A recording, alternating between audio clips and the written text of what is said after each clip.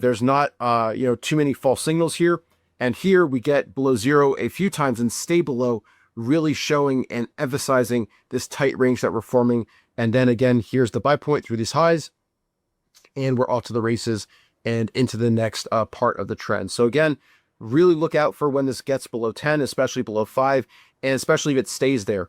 Now, there might be a tight range where it gets a little bit, we get a shakeout, upside reversal, and it stays within that range. That might jump the RMV a little bit, but as long as we're still in a range that was identified when RMV went below 10, below 5, that's still what I consider a true range and is actionable on a swing trade or position trade basis. Here's DocuSign. This portion of the chart really is a great example for interpreting RMV. Again, gets below zero. Look how tight this range is. We pop higher.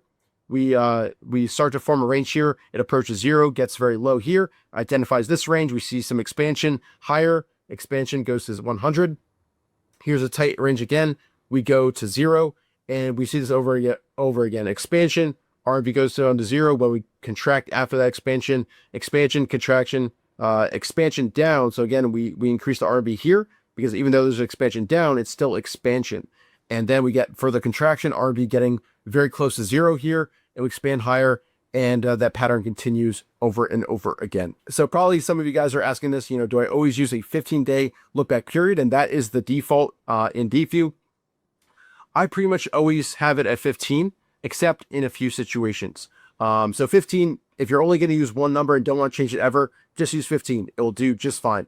But I do like to switch it to a 5-day period look back for IPO bases, recent gaps and very high momentum movers, hide ADR names over 4%. And basically what this will mean, it'll be more sensitive and will track those faster names a little bit better. But you will get a little bit more fluctuations up and down. So use RV15 if you just want to set it and forget it. But if you're more advanced and like to trade the faster names, RMV5 is really good. But what I would suggest to you is just go ahead and experiment. Try it out for yourself. Try it out on, trade examples from the past where you're trading VCPs or post gap ranges, and see which one, helps you out the more, whether it's keeping it at 15 or switching it between 15 and 5.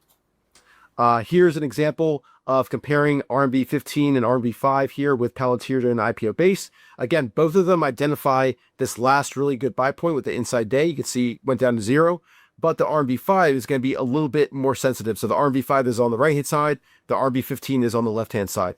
And you can see the RMV 15 needs 15 days of training data to actually show a result, while the RMV 5 only needs 5 days. So that's another benefit of using it for IPO basis. So that's one more example.